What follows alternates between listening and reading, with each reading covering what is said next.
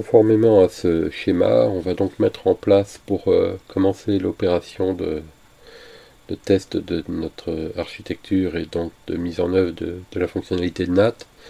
On va donc mettre en place cette petite architecture très simple au début. Alors la première étape, ça consiste simplement à mettre en place l'ordinateur ici. Alors, on peut en mettre plusieurs, hein, mais un seul suffira pour l'exemple. De faire en sorte qu'il soit configuré automatiquement sur ce réseau-là par le biais du DHCP que l'on va donc mettre en place ici sur le routeur. Donc pour cette présentation sous packet tracer, on va utiliser le routeur 1841, mais ce n'est pas une obligation, on peut utiliser n'importe lequel des modèles possibles et présents. Un ordinateur simple sur lequel pour l'instant on va simplement se contenter de mettre une configuration dynamique pour l'obtention de l'adresse IP. Et donc je vais choisir ce réseau-là pour la démonstration. Là aussi, c'est pas une obligation.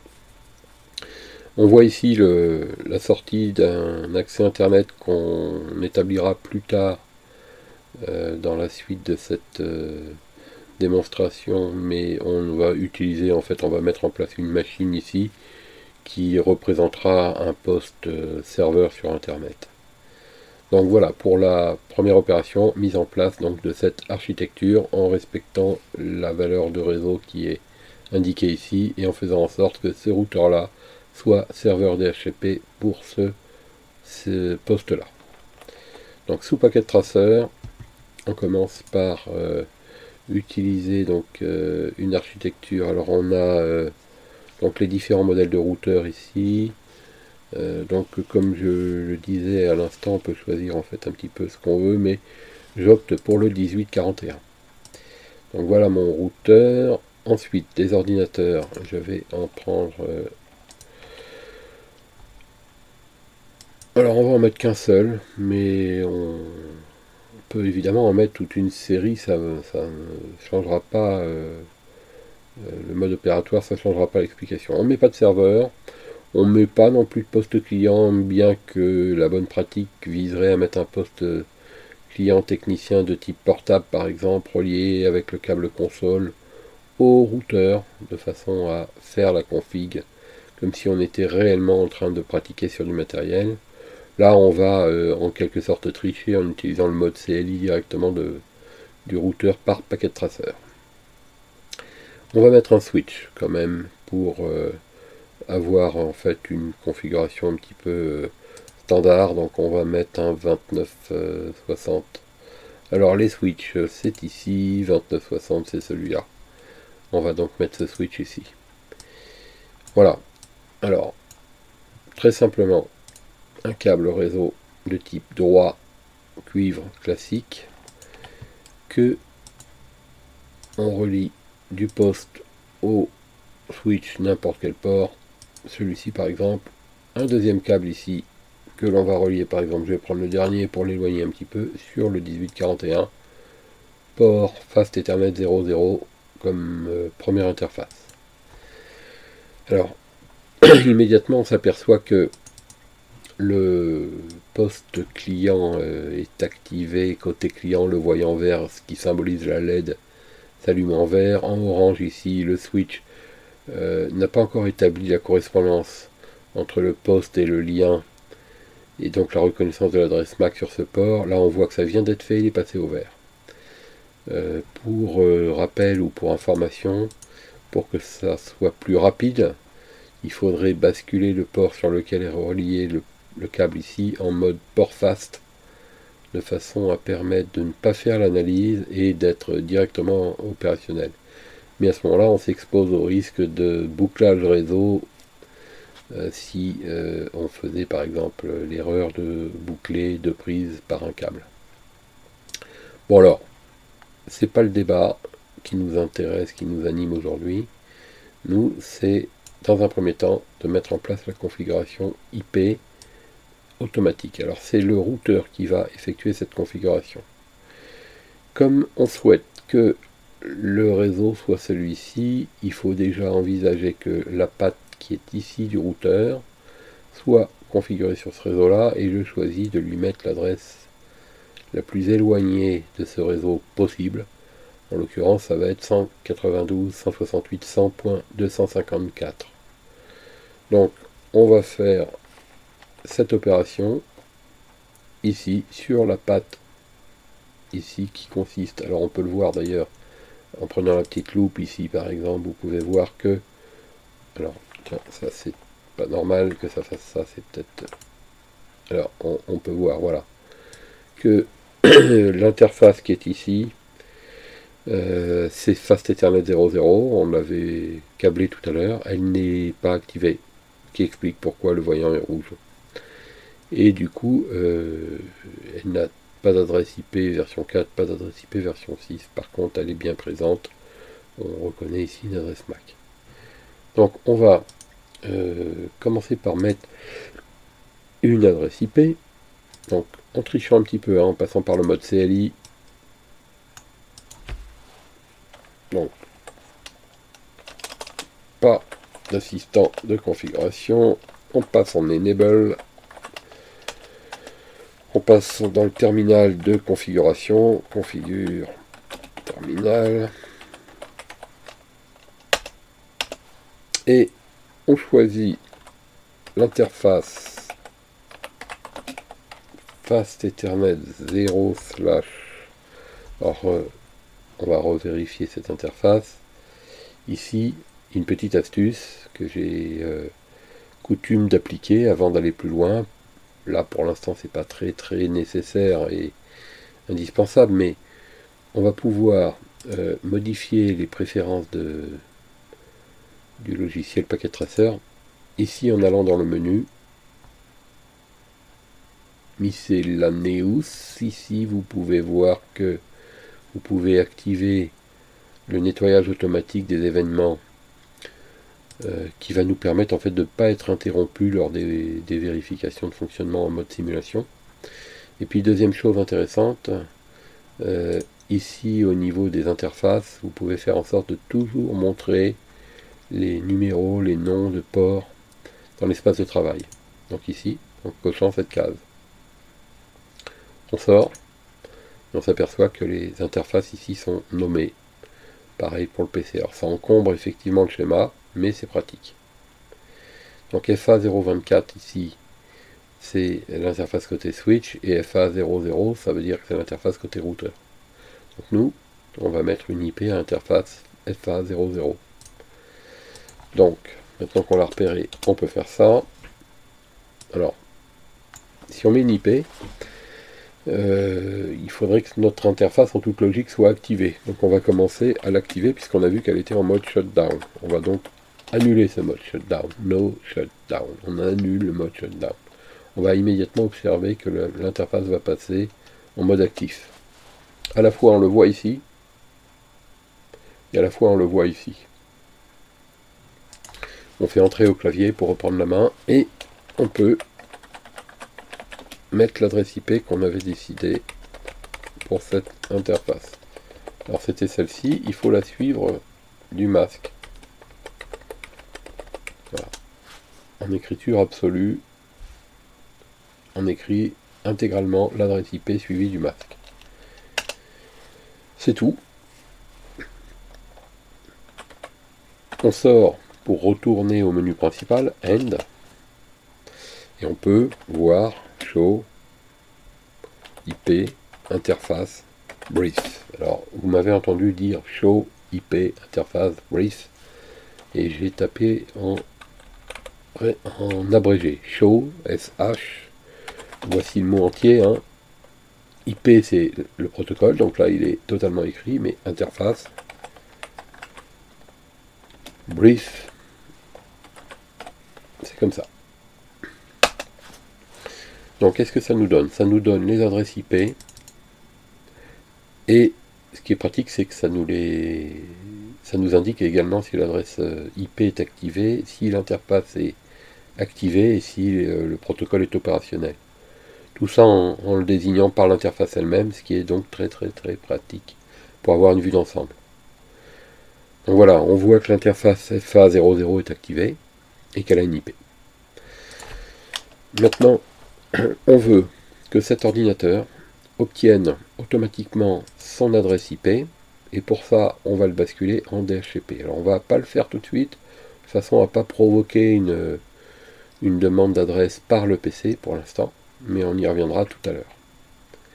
Par contre, ce qu'on peut déjà voir, c'est que si on passe en mode commande sur cet ordinateur et qu'on fait ipconfig pour voir l'état de la configuration, on s'aperçoit que la carte Fast Ethernet 00 n'a pas d'adresse, n'a pas de masque, n'a pas de passerelle.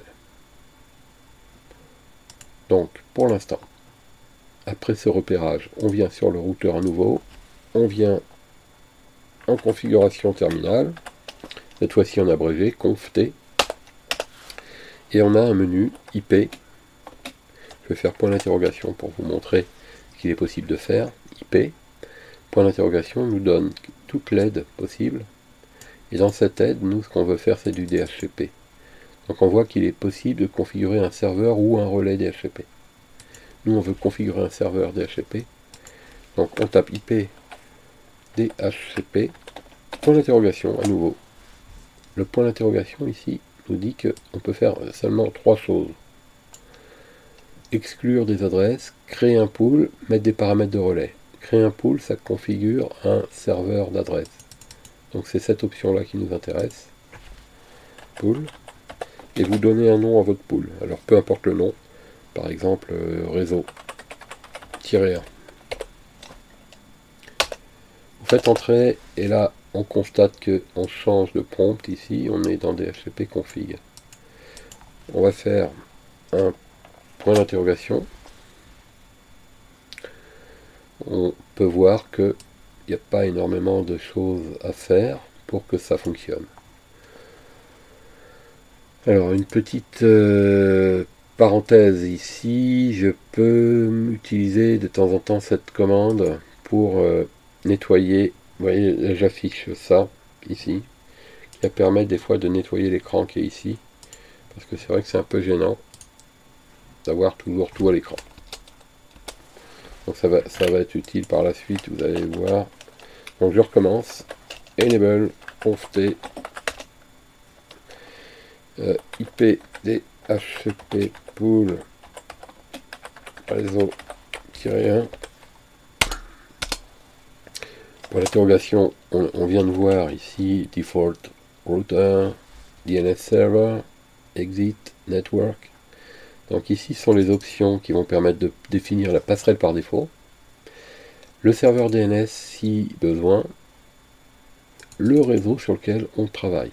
Alors le réseau, comme ce routeur a 2 cartes, il aura forcément 2 réseaux au minimum. Moi, celui qui m'intéresse, c'est celui-là. Et celui-là, ça correspond à cette valeur-là. Donc il faut que je choisisse mon réseau en fonction de cette valeur-là. D'accord ?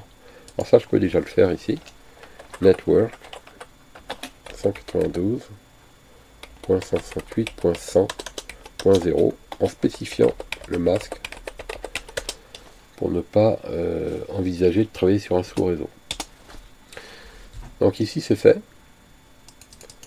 Maintenant on va indiquer la passerelle par défaut. La passerelle par défaut pour cet ordinateur, pour celui-là, passerelle par défaut c'est ce point-là. Puisque dès qu'ils vont vouloir sortir, ils vont passer par là. Donc la passerelle par défaut, ça doit donc correspondre à l'adresse qu'on a choisie pour ce point-là.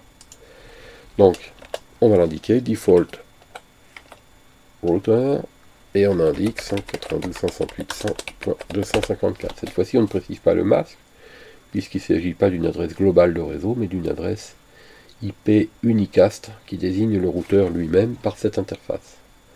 Et il faut faire attention de ne pas se tromper ici. Voilà. Alors maintenant, DNS server, on n'a pas besoin parce qu'on n'a pas de serveur DNS pour l'instant qui rentre en jeu dans cette démonstration. Et on pourrait voir qu'on peut avoir des options brutes ici.